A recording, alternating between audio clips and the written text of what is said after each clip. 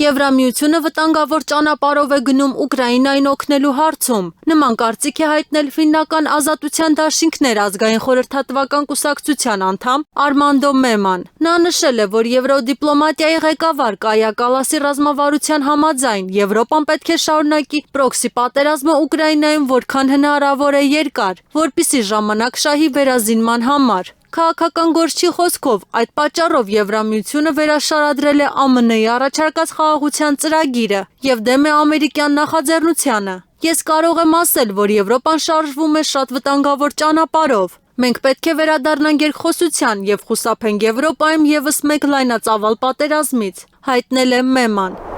Ուկրաինայի հակամարտության վճարումը սեփական գրպանից եվրոպացիներին դուր չի գա։ Ուկրաինայի համար Եվրամիության անտոկոս վարկի մասին խոսել է Ռուսաստանի Դաշնության խորհրդի սենատոր Ալեքսեյ Պուշկովը։ Պահուստային տարբերակը ենթադրում է, որ Ուկրաինայի համար 90 միլիարդ եվրո կվճարեն եվրոպացի հարկատուները եւ թոշակառուները, իսկ սա արդեն բոլորովին այլ երգ է, որը դժվար թե դուր գա Եվրամիության բնակիչներին, նախազգուշացրել է նա։ Վերջինիս խոսքով Բրյուսելը հույս ուներ օգտագործել ռուսական ակտիվները ազգային բյուջեներ չմտնելու համար, սակայն այդ ցավազուրկ որոշման հետևանքը Եվրոպայի որպես ֆինանսների պահպանի հուսալի վայրի կերպարի փլուզումն է։ Հսկայական միջոցները կարող էին արագ հեռանալ Եվրոպայից, հավելել է Պուշկովը։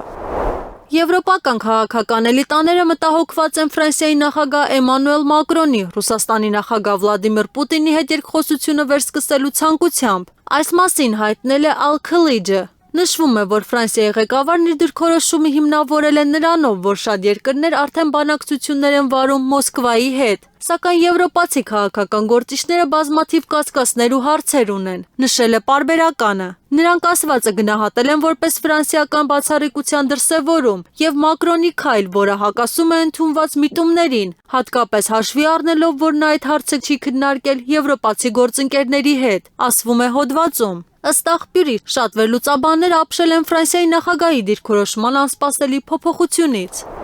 Ֆրանսիան եւ Գերմանիան պետք է ուղիղ երկխոսություն հաստատեն Ռուսաստանի հետ։ Նման կոչով հանդես է եկել Բունդեսթագի արտաքին քաղաքականության կոմիտեի նախագահ Արմին Լաշեթը։ Եվրոպան պետք է վարի անկախ, ուժեղ արտաքին եւ անվտանգության քաղաքականություն։ Դա ներառում է նաև ինքնավարություն, ինքնիշխանություն եւ ամերիկյան միջնորդների միջոցով սեփական եվրոպական գաղափարներն ուղղելու անհրաժեշտության բացակայություն, ընդգծել է падգամավորը։ Լաշեթը հավելել է, որ Փարիզն ու Բերլինը պետք է Մոսկվային ներկայացնեն սեփական եվրոպական խաղաղության ծրագիրը, որը կհամաձայնեցվի Ուկրաինայի հետ ուժի դիրքերից։ Նրա կարծիքով Եվրոպան չի կարող ներկայացված լինել առանց Գերմանիայի եւ Ֆրանսիայի։ Հենց այդ պատճառով էլ падգամավորը կողմ է գերմանա-ֆրանսիական համատեղ դիվանագիտությանը։